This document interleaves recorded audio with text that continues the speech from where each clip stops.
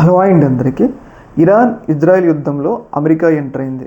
మనందరికీ తెలుసు, గత కొన్ని రోజులుగా అమెరికా ఎంటర్ అవుతుంది అన్న వార్తలు అనేవి మనం వింటూనే ఉన్నాం. కాకపోతే ఎప్పుడు ఎంటర్ అవుతుందన్న వార్తలకైతే తెరబడింది. నిన్న నైట్ ఇజ్రాయెల్ అలాగే అమెరికా ఇద్దరూ కలిసి ఏదైతే ఇరాన్లో ఉన్న న్యూక్లియర్ స్థావరాలు మనం చూసుకున్నట్లయితే అతిపెద్ద న్యూక్లియర్ స్థావరం వచ్చేసి ఫోర్డో, తర్వాత నటాంజు, తర్వాత ఇస్ఫెహాన్ అని చెప్పేసి ఒక 3 అణుస్థావరాల మీద అమెరికా ఇజ్రాయెల్ కలిసి చాలా భీకరంగా దాడి చేయడం జరిగింది. అంటే పూర్తిగా ధ్వంసం చేశారనమాట.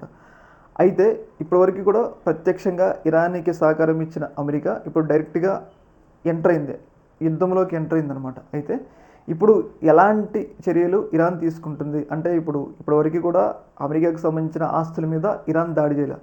ఇప్పుడు అమెరికా తమ మీద దాడి చేసింది కాబట్టి ఇప్పుడు ఇరాన్ అమెరికా మీద ఎలాంటి చర్యలు తీసుకుంటుందన్న ఆసక్తిని చాలా పెద్ద ఎత్తున నెలకొని ఉంది. అమెరికా మీద ఇరాన్ ఏమైనా మిసైల్ చేస్తుందా, లేకపోతే అమెరికా ఎయిర్ బేస్లు ఆ మిడిల్ ఈస్ట్లో చాలా ఉన్నాయి. అంటే పశ్చిమాసియాలో అమెరికా ఎయిర్ బేస్లు ఖతార్లో కానీ సౌదీ అరేబియాలో కానీ చాలా చోట్ల అమెరికా ఎయిర్ బేస్లు ఉన్నాయి. ఆ ఎయిర్ బేస్ల మీద దాడి చేస్తుందా, లేకపోతే అమెరికా మీద డైరెక్ట్గా మిసైల్ ప్రయోగిస్తుందా అన్న అనుమానాలు అయితే చాలా వ్యక్తమవుతున్నాయి అనమాట. ఏదేమైనా కానీ ఈ యుద్ధం అనేది ఇప్పటివరకు కూడా ఇజ్రాయెల్ వర్సెస్ ఇరాన్గా ఉంది. అమెరికా ఎంటర్ కావడంతో అమెరికా వర్సెస్ ఇరాన్గా మారిపోయింది. కాబట్టి ఇప్పుడు ఇరాన్కి ఏమైనా చైనా కానీ రష్యా కానీ మద్దతు ఇస్తుందా, అమెరికాని కౌంటర్ చేయడానికనే వాదనలు అయితే బలపడుతున్నాయి. అంటే నెక్స్ట్ ఏ వైపుగా వెళ్తుంది, ఇప్పుడు అమెరికా డైరెక్ట్గా ఎంటర్ అయింది కాబట్టి ఈ యుద్ధం ఏ వైపుగా వెళ్తుందన్న అనుమానాలు అయితే చాలా పెద్ద ఎత్తున నెలకొని ఉన్నాయి.